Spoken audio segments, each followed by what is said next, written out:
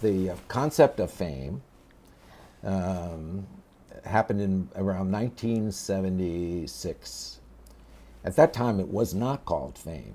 When I developed it as a screenplay, it was called Hot Lunch. It was called Hot Lunch because the High School of Performing Arts lunchtime was a very special place where kids would sit around, work on scenes they were doing, play music, dance around. Because the concept of doing a movie about the High School Performing Arts is organically musical. They're there to sing, dance, and they don't just break into song. You buy them being musical and dancing.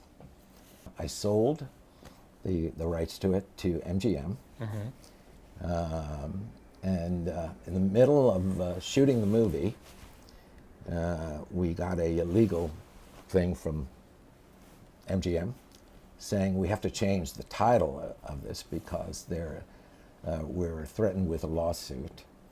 There is a pornographic movie called Hot Lunch, which is playing around, and the star of that is called, his name was Al Parker, and the director of our movie was Alan Parker. So it's easy to confuse the two. So we didn't want to change the title at all. So this was, we were trying to resist that, but we got lucky in that destiny got us to come up with a new title. And fortunately, Michael Gore, who was music supervisor in the movie, had written this song called Fame, and reluctantly we said, okay, well, we're going to call it Fame, but so. Reluctantly, and then it kind of grew. And won the Academy Award. And now you're wearing it on your head. And now I'm Father Fame.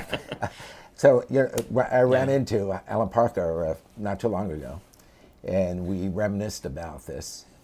And he said to me, well, just think if we hadn't changed the title, you would be a Father Hot Lunch. Right.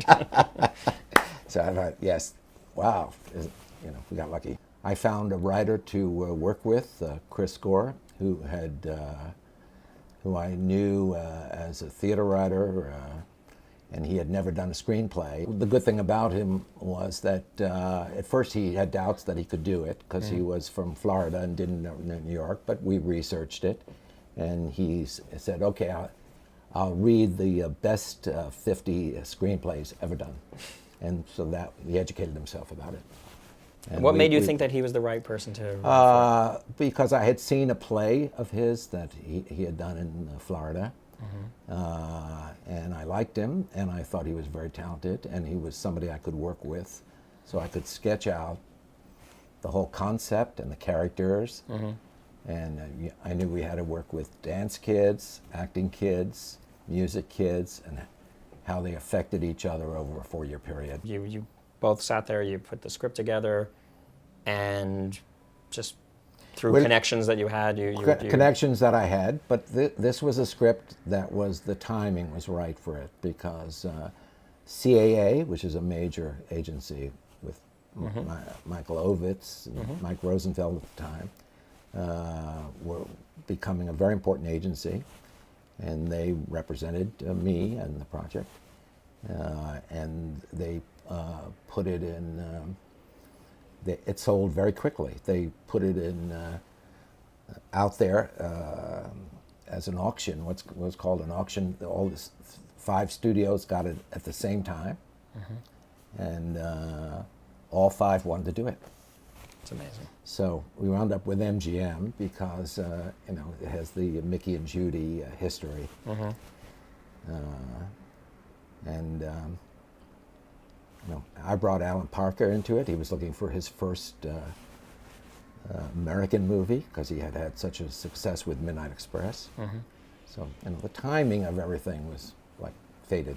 Fame the musical opened at the Coconut Grove Playhouse in 1988, and so this was that was what launched it.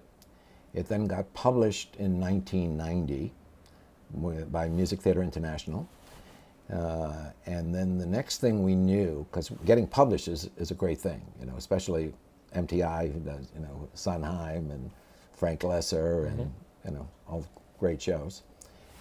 Once it got published, it means that it can happen anywhere in the world. And the next thing we knew, Stockholm, it was a Swedish, multi-million-dollar Swedish production that was going to do it. So we went to Stockholm. Yes. Yeah, that's amazing. And it was unbelievable. I mean, it was an incredible cast. It ran for 2 years in Swedish.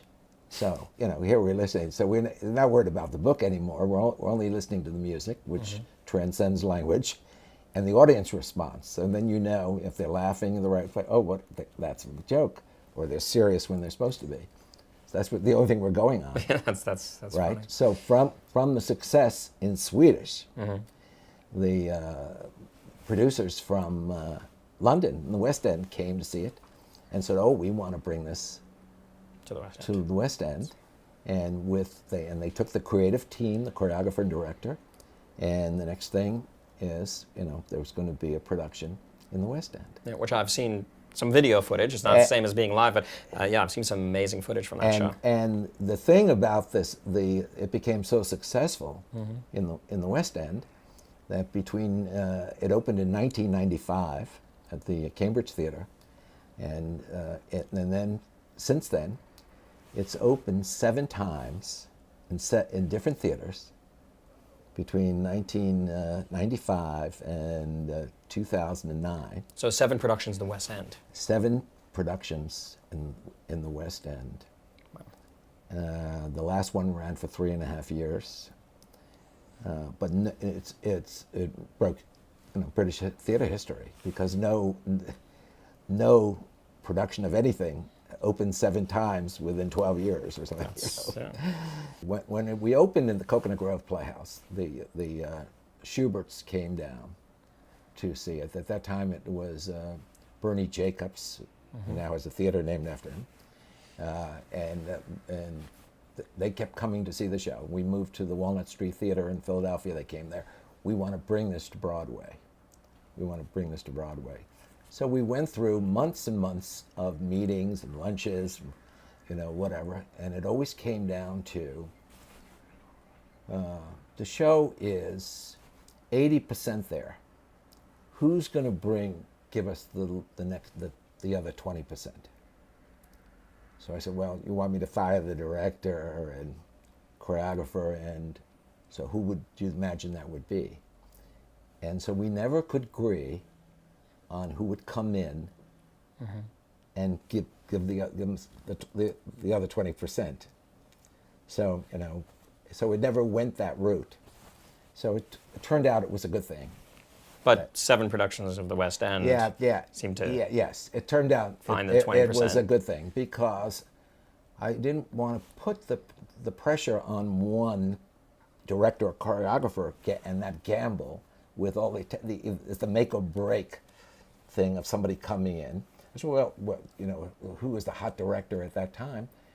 And it was too much of a gamble. I'd much rather go to many productions and see different directors and choreographers doing their version, which is why it lives forever, than to have one production where everything's riding on it, and they say, and then if it doesn't work, it's that was a failure. See, so as a producer, I was always protecting the material. When we made the deal with MGM, at that time, they wanted to do it. It was a great deal, but the agreement was they would give me a list of 10 directors that they would approve, and then I could pick one of the 10 directors. And Alan Parker's name was on that list, and that was my first choice. So that really came together very well. Well, that's amazing that they brought you in as. What was your title if they were giving you that kind of a choice? Well, I was. That's unusual. Yeah. Usually they buy a script and you're out, kid. No. Well, they wouldn't do that. And the most important thing that I also did, which was very unusual too, is since my love of theater was the key to it, when we sold the film rights, I said, I'm holding on to the stage rights of this, because that's really my dream, is whatever happens here is to happen to do it in the theater. If I had not done that, you know, it would have been MGM controlling it, even And you in would the never theater. probably would have had a theater production. Or they would have blown it on Broadway Right, and it right. left it in the end of it, you know. So no, I've been very protective of this, because again, it's the only thing that I could imagine myself to have created, that, you know, is my vision from the beginning of it.